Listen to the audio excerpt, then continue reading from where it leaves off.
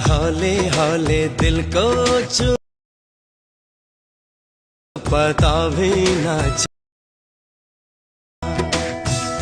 Once more! Once more! Once more! चलता हौले हौले दिल को छू पता भी ना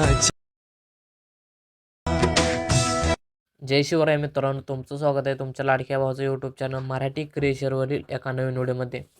आजचा व्हिडिओ आपण हा अलर्ट मोशनमध्ये क्रिएट करणार आहोत. तर आपल्या चॅनलवर नवीन आला असेल तर चॅनल सबस्क्राईब नक्की करा. व्हिडिओ आवडल्यास लाईक शेअर सबस्क्राईब नक्की करा. आपल्या व्हॉट्सअप ग्रुप आणि टेलिग्राम चॅनललाही नक्की जॉईन करा.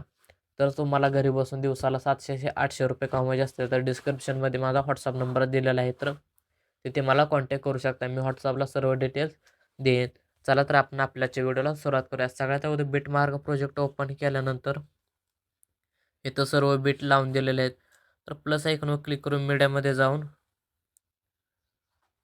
इथून तुमचा व्हिडिओचा जो काय फोल्डर आहे तो इथून सिलेक्ट करून घ्यायचा. तर मी इथून हा फोटो सिलेक्ट होते. ह्या फोटो 3 डॉटवर क्लिक करून फिल कॉम्पोनेशन एरिया केल्यानंतर हा फोटो फुल स्क्रीनमध्ये सेट होऊन जाईल. ह्या फोटो लेंथ लास्टपर्यंत ओढून घ्यायची नाही. फोटोला अशा प्रकारे खाली ओढून घ्यायचं. नंतर सुरुवातीला येऊन हा फोटो 3.13ला हा फोटो कट करून घ्यायचा. अशाच प्रकारे खालचा पण हा फोटो कट करून घ्यायचा.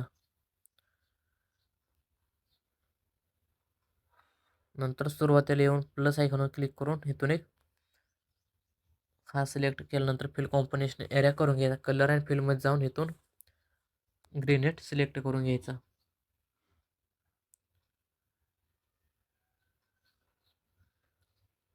तर मी इथून अशा प्रकारे हा ग्रेनेड सिलेक्ट करतो. तुम्ही स्वतः ग्रेनेड बनवा, नाही तर इथं मी शेक इफेक्टमध्ये तुम्हाला हा दिलेला आहे. तर ह्याच्या दोन्ही लेअरवर क्लिक करून इथून कॉपी टू लेअर करून घ्यायचं. नंतर बॅग घेतल्यानंतर बिटमार्क प्रीसेटमध्ये जाऊन इथून हा पेस्ट टू लेअरवर क्लिक करून टाकायनंतर इथं हे दोन्ही लेअर लागून जातील. नंतर अशा प्रकारे ह्या सर्व खाली आणून घ्यायचे. तर मी इथून अशा प्रकारे खाली ओढून घेतो.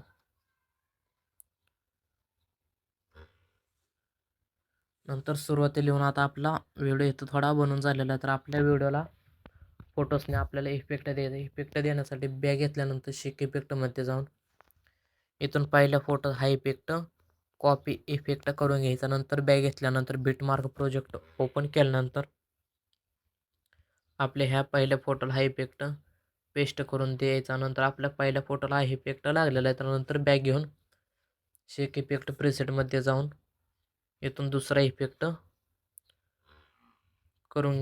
कॉपी करून घ्यायचा. नंतर बिटमार्क प्रोजेक्ट ओपन केल्यानंतर आपल्या दुसऱ्या फोटोला हा इफेक्ट पेस्ट करून द्यायचा. तर आपला व्हिडिओ इथं बनवून झालेला आहे. तर व्हिडिओ कसा वाटला हा कमेंट करून नक्की सांगा. चला तर भेटूया एक पुढच्या एक नवीन व्हिडिओमध्ये.